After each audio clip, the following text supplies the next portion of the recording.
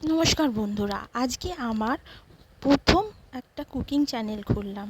এই কুকিং চ্যানেলের আজকে আমার প্রথম রেসিপি হলো নিরামিষ কচু শাক। এই নিরামিষ কচু শাক রাখতে যে উপকরণগুলো লাগবে তা হলো কচু শাক, ভেজানো ছোলা, মশলার মধ্যে নুন, চিনি, লঙ্কার গুঁড়ো, হলুদ গুঁড়ো, ধনে গুঁড়ো, জিরে গুঁড়ো এবং ফোড়নে লাগবে কালো জিরে, কাঁচা শুকনো লঙ্কা এবং তেজপাতা। এছাড়া কালো জিরে, কাঁচা লঙ্কা বাটাও মশলার মধ্যে লাগবে। কড়াটা প্রথমে গ্যাসে বসালাম। কড়াটা গরম হলে তাতে তেল দিলাম, সাদা তেল। এই সাদা তেল গরম হওয়া পর্যন্ত একটু অপেক্ষা করতে হবে। তেলটা যখন ভালো মতন গরম হয়ে যাবে তখন তাতে আমরা ফোড়নে কালো জিরে, তেজপাতা এবং শুকনো লঙ্কা দিয়ে দেবো।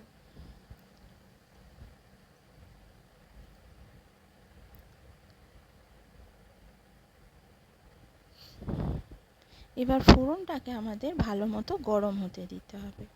যখন ফোড়নটা ভালোভাবে গরম হয়ে যাবে এবং ফোড়ন থেকে ভালোভাবে গন্ধ বেরোবে তখন আগে থেকে সেদ্ধ করে রাখা কচু শাকটা আমরা এই গরম তেলের মধ্যে দিয়ে দেবো।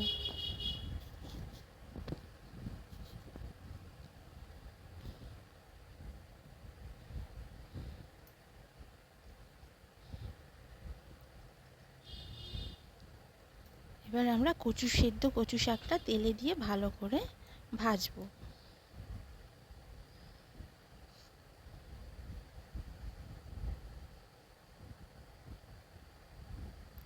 যখন কচু শাকটা ভালো মতন ভাজা হয়ে যাবে তার মধ্যে ভেজানো ছোলাটা দিয়ে আবার ভালো করে ভেজে নিতে হবে, যাতে ছোলাটা ভালোভাবে সুসেদ্ধ হয়ে যায়।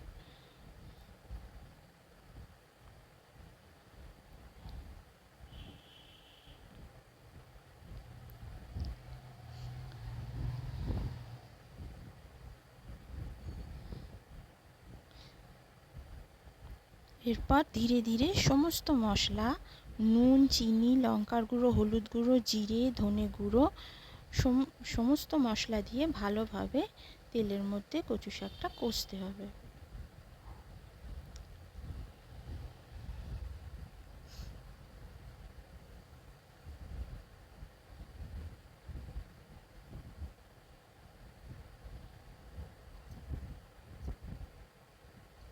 এরপর এর মধ্যে কালো জিরে, কাঁচা লঙ্কা বাটা দিয়ে আরও কিছুক্ষণ ভালোভাবে আমরা কচু শাকটা কষে নেব।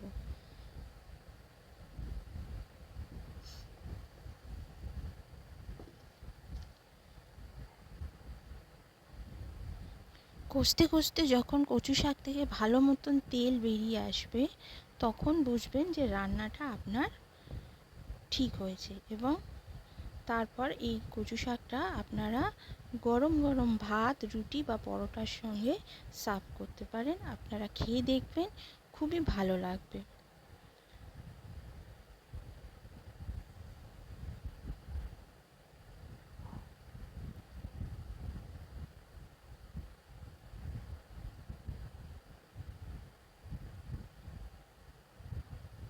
এবং আমার এই কচু শাকের রেসিপি যদি আপনাদের ভালো লেগে থাকে তাহলে আমার এই নতুন চ্যানেলটাকে সাবস্ক্রাইব করবেন, লাইক করবেন, কমেন্ট করবেন এবং নতুন নতুন আমার চ্যানেলে যে রেসিপি আসবে তার নোটিফিকেশান পাওয়ার জন্য পাশে থাকা বেল আইকনটা প্রেস করে দেবেন।